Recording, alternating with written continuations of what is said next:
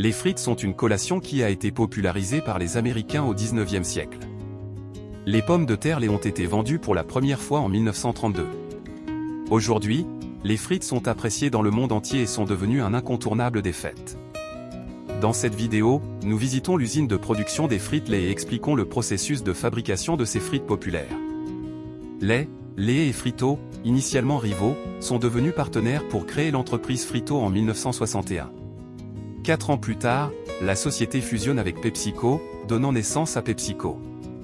Cette usine est l'une des plus grandes et des plus avancées de PepsiCo en Europe, avec une capacité de production allant jusqu'à 4 tonnes de frites par heure.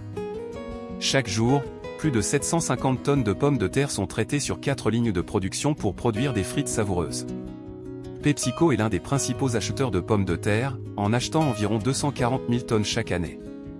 Les pommes de terre sont traitées en continu, ce qui élimine le besoin de stockage. Après 120 jours de culture, les pommes de terre sont prêtes pour un bain avant de commencer leur transformation. Le tri et le lavage se font dans les installations de l'agriculteur, afin d'assurer la qualité maximale. L'entreprise fournit à ses partenaires les connaissances techniques et les outils nécessaires pour cultiver des pommes de terre de qualité. Les pommes de terre sont ensuite transportées vers la station de lavage, où l'eau est utilisée pour éliminer la saleté et les impuretés. L'eau est recyclée dans le processus. Après le lavage, les pommes de terre sont transportées vers une machine à éplucher. Les parois du tambour de la machine sont recouvertes d'une surface abrasive qui élimine la fine pellicule de peau tout en préservant les valeurs nutritionnelles sous la peau.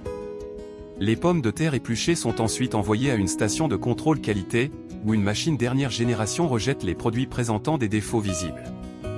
Les pommes de terre sélectionnées sont ensuite envoyées aux têtes de coupe, où des lames spéciales découpent les pommes de terre en frites.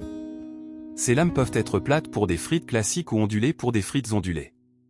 Le processus de coupe garantit une friture uniforme et une texture optimale.